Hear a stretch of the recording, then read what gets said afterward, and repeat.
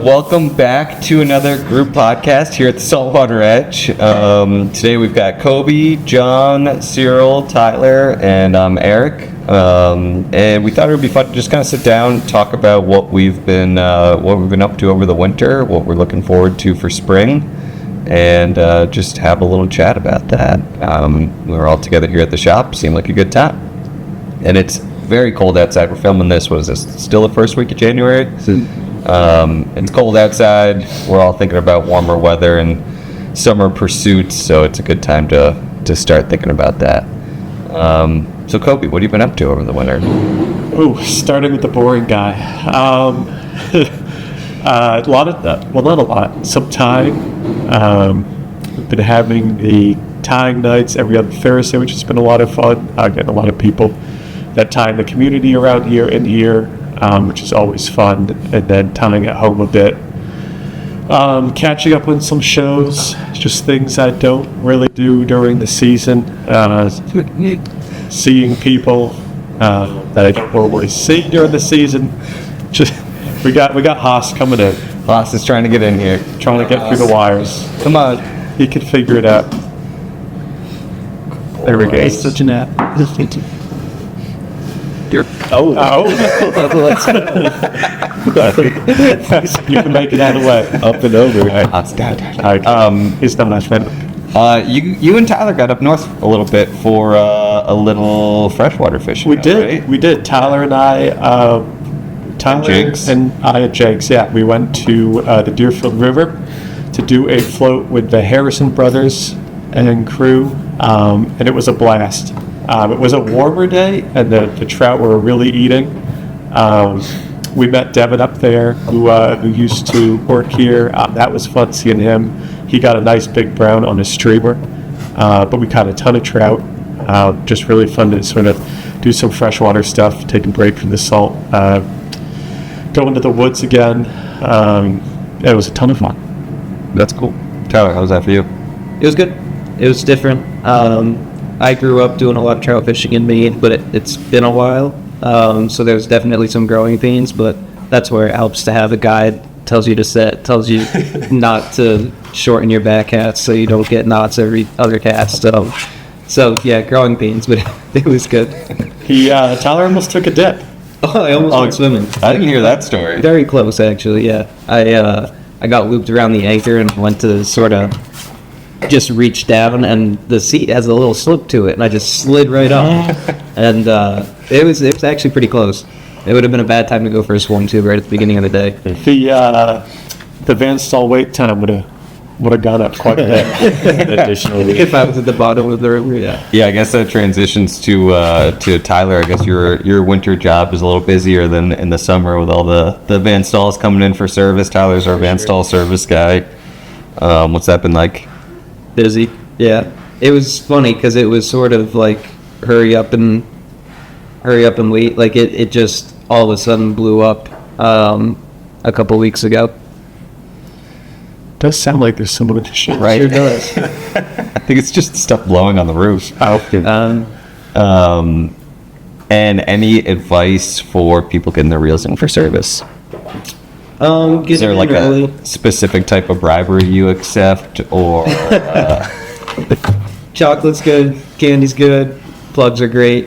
But yeah, there's a couple people pretty consistently send plugs in for service. Yeah, that's always nice. I might get it done a couple days early, but no, it's busy right now, which is good. That's great. And Cyril, you have been staying busy yourself, right? Yeah, doing some freshwater fishing, bass, lake trout, stuff like that. It's been a good time. Especially with the lake trout, you get to use some of the saltwater jigs, epoxy jigs, stuff like that. So that's fun. And you got a couple pretty sizable ones. What were you looking at for size? No measurements because I forgot to tape measure that day. Any estimates? Not that I'm going to say on the podcast. Yeah. You got to ask Cyril for the pictures. It was first, large. but they're pretty impressive. It was large. Maybe we'll put that up on screen on the video version. Yeah, because I was impressed to see that. That's one of those situations where if you did have a tape measure, you probably would have just been dinks all day. Yeah, like If you forget something, you get something big. I noticed I didn't have the tape measure at the car. Yeah. And I thought, I'm not driving back to Walmart before I go fish. No, So I'm yeah. just going to walk down there. All right, we're gonna take a little intermission here while we figure out how to get Haas somewhere a little more comfortable. He wants to be involved in this. All right, we're back here. We got Haas situated, the most important member of the team here at the Saltwater Edge. And yeah, so Cyril, what's I noticed I do take a peek at employees' purchase history to kind of steal some ideas from my old plug bag when I'm looking at stuff. But for lake trout, I noticed you're buying some stuff. Yeah, the sea scallops are great. Would appreciate a 1 ounce version. That'd be great. But the 3/4 ounce gets it done for sure. I prefer him over the Castmaster. Yeah. He makes great lures. Nice. And you rig them a little different, right? I've been experimenting with some stuff, but I still haven't figured out quite how I like them. They come with a treble hook BMC on there, which actually works great with the 12 to 15 pound test leader you end up using. So, yeah, it's been a lot of fun doing that. And John, you stay pretty cold yourself too, during the one. Yeah. I followed suit and kind of did the same thing. Definitely had to put in time to find fish, but it was definitely more rewarding just because it was getting into a fishery I've never really done before. But it was really eye-opening, and it actually reminded me quite a bit of the bonito fishing, Oh, really? yeah, just kind of looking for points, and it just fishing trout we do whatever, chasing them. Surface blitzes. Some of I did see some surface action. I don't know if it was lake trout or if it was some other kind of birdshorn trout. There were honestly there were a few times where it looked not necessarily seagulls, but you would see a flock of ducks, and they would all just be diving like crazy. So the first day I put in 5.5 hours, not a bite, covered a pretty good amount of water, but I just wasn't really in the right spot. And the next day I went back and just found a drop off, and they were all kind of stacked up there. But yeah, just fishing light gear and casting jig out just kind of reminded me of algae fishing, even though I was layered up and fishing sweetwater, Yeah, that's cool. And speaking of ducks, Tyler, you've been staying busy with that, right? Yeah. First year in this area doing that? Yep, first year period duck hunting. I did it in upstate New York a couple of times with some family just to sort of get my feet wet, and decided I wanted to do it here. And spending so much time on the water pretty much year round anyway, it just seemed like a natural sort of thing. And yeah, it's awesome, and sort of like that, it actually is super relatable to algae fishing in a lot of ways. As far as not a ton of action, and all of a sudden it could be really crazy action and the adrenaline, and they have this sort of uncanny knack for being where you aren't, and then when you go there, they go to where you just were, and stuff like that. Very similar to chasing algae, very frustrating at times. On the boat, you pull up the shock. Yeah. Only This year, algae season, or would have put the shotgun wood was all you needed. Yeah, would have been nice. But yeah, no, it's been awesome. Good way to get outside and still be outdoors even during this sort of slow time of year. And how many species have you got so far? Because I feel like at least once a week you're sending me a picture, coming in and being new species, and some of them I haven't even heard of. I think I'm at 4, and I've passed on other I could be at 6 or 7 if I wanted to shoot stuff that I know I wouldn't be eating necessarily, but I think I'm at 4 species right now, which is pretty cool. We have some really good diversity here, which is part of what's exciting about it, and again, sort of relatable to fishing, where you just never really know what you're going to get. So yeah, it's been cool. Good last time. And some pretty good meals to go with that too, right? Very good meals. Yeah, tell us about that latest invention you came up with. Okay. So I did like a duck flatbread pizza sort of thing, and it was duck with a Duxelles base, I guess you call it, which is just like finely chopped mushrooms, onions, and garlic, sautéed way down. And I did that as a base, and then some just really thinly sliced duck, and then arugula, feta, and a balsamic fig glaze, and it was insanely good. Yeah, And he never brings us insanely anything. Well, that was I'm not not shared. surprised because I have no leftovers on that Yeah, one. no, that one wasn't getting shared. That was too good, but I got to do it again. That's for sure. Yeah, that sounded good when I saw that. I was like, man, what an idea! That was cool. Yeah, I just woke up with that idea in my head, and then around lunchtime, I was like, all right, gotta pieced make this it together. happen. Yeah, that's cool. Coby, we got a pretty fun event this Thursday. Right? We do. Unfortunately, this podcast will come out after it's over, but we've got a couple of these events coming up throughout the winter. But this Thursday is pretty exciting for us. Yes, it'll be a very fun time. Super happy to get Britta Fortis on Zoom to teach a class. So people online following along on Zoom. Then we've got people in the shop with a projector set up. It'll be super fun. She just ties a really good fly. She's able to see like bait and flies really well, so to combine the two and come up with good patterns. Yeah, Yeah, I'm looking forward to that. me too. My schedule changed this week, so now I get to go live and in person, which is pretty exciting. True. Yeah, True. I Almost was kid. bummed I was going to miss that. Almost got kid duty. Yeah, right. It'll be super fun. Yeah, she's just got tons of good patterns. And she's a West Coast tire, but a lot of this stuff translates well to the East Coast here. And she's just got that really good, really creative fly tying line. So I'm definitely going to learn a lot of it. I think we've watched, probably collectively watched that video of the squid in the water that she has. I'd say like probably 1 million times between us, right? Yeah, it's got to be somewhere around. Yeah, just but yeah, she's got some great patterns. Really looking forward to that. And then coming up, we have Johnny King's going to be a Zoom tire, as well as Jason Taylor. So stay tuned. Check our website. Check our blog for some details on that as they come out. But 2 more opportunities. We've gotten kind of into kinky muddlers here over the winter. So the Johnny King one should be interesting. Hoping he ties like a variation on the original. I think that would be pretty fun. Yeah, he does some cool like squid kinky muddler styles that are pretty cool. Yeah. Obviously, I think started as the bait fish pattern, but since then he's kind of messed around with it and done some other cool stuff with it. So it'd be cool to see some of that. And you had that kinky eel. Yes. That was pretty cool. Yeah, I've been messing around with the kinky muddler platform so far this winter, and it does make a good eel platform. Yeah. That's awesome. Yeah, I think like a month and a half ago, I'd never heard the term kinky muddler, but I've heard it a lot. Coby's been pretty hyped on them. Just getting kinky at the shop here this winter. It's just like sucking the thread through the. You didn't think that was really there. I didn't try it until I got home. That's the only thing to do it. First time John came to fly tag night, he thought we were messing with him about how to get the thread through the bobbin for fly tying, and you just gotta suck it through the tube. It works. Yeah, it works.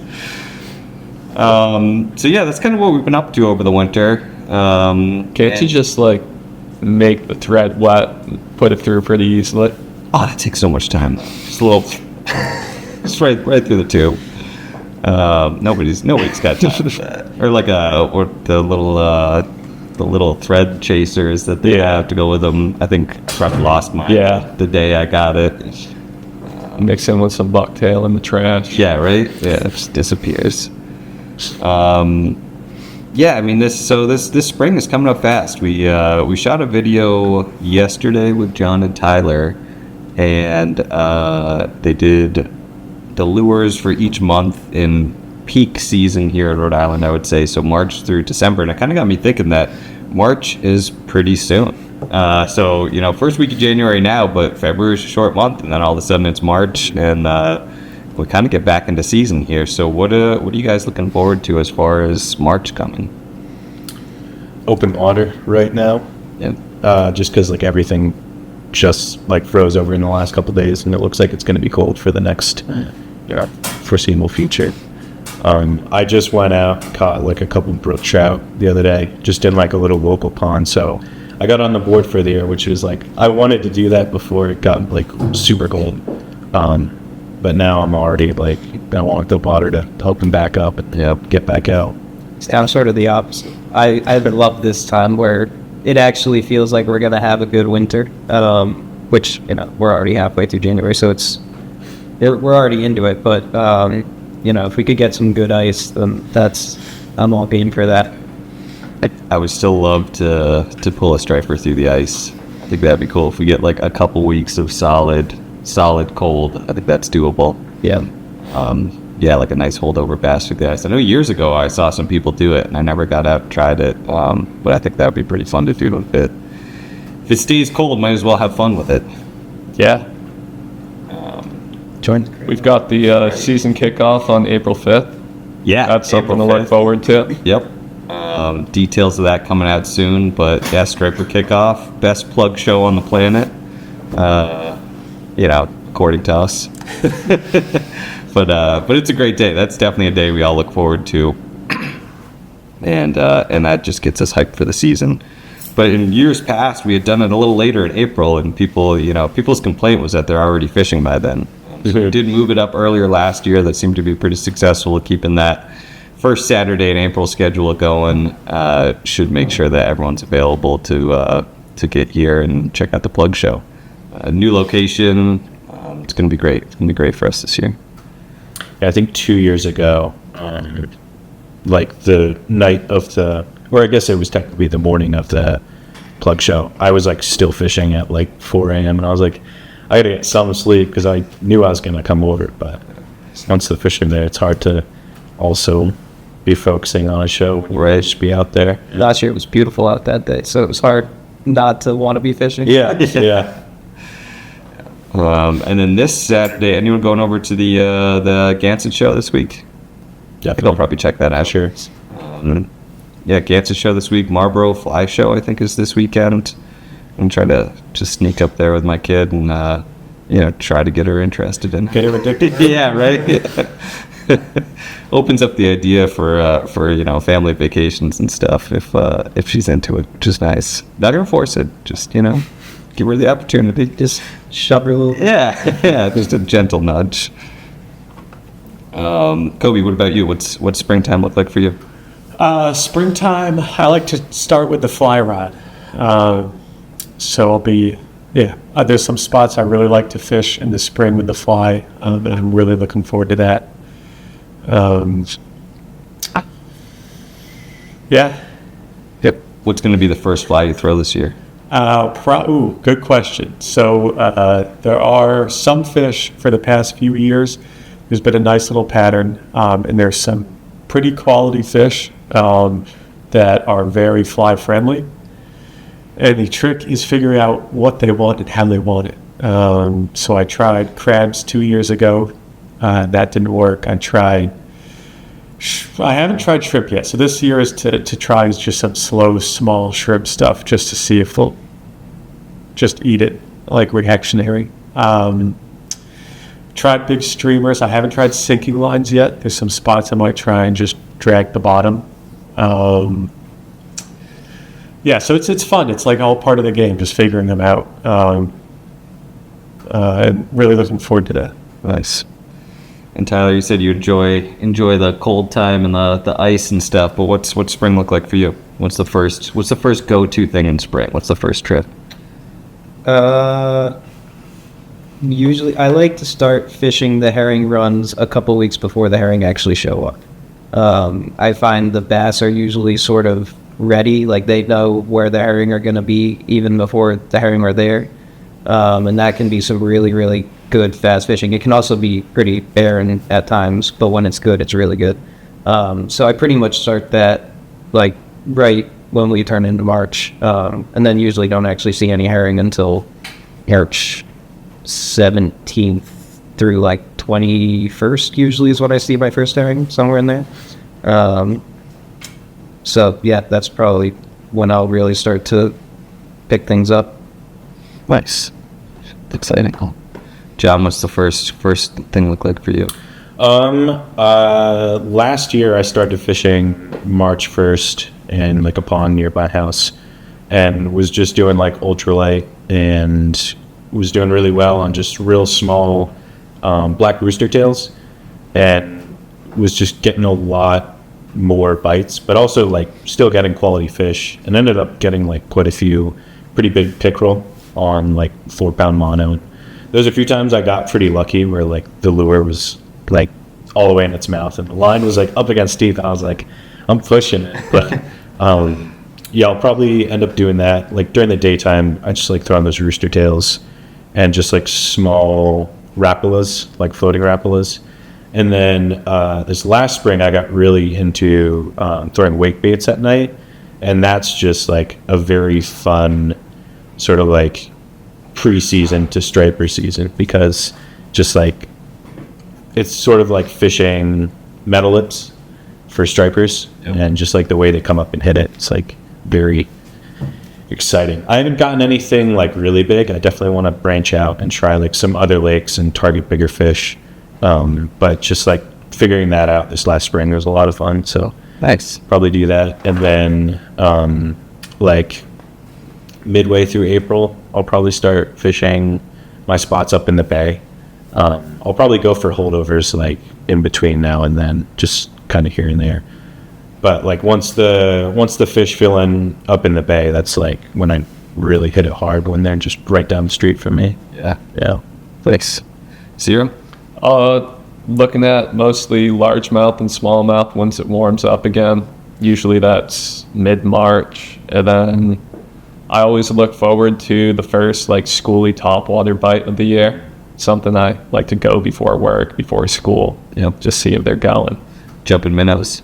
I was actually using the little guppy pencils last year. Nice. Yeah, the 1 ounce ones? Yeah, that you gave us at the shop. Yeah, that was a pretty productive plug for me last year too.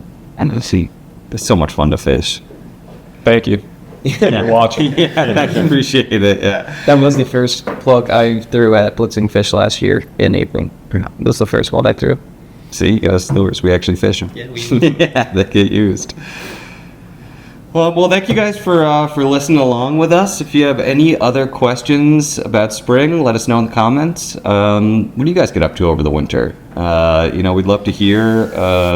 Maybe it'll give us an idea of some way to stay busy in the downtime. And hopefully we're going to see you all on our Plug Kickoff show, April 5th, or see you tuned in to one of our tying seminars, or just here at the shop. Over the winter, don't feel like you got to be a stranger at the shop. You don't got to come in and buy anything. You can just come in and say hi. We're here.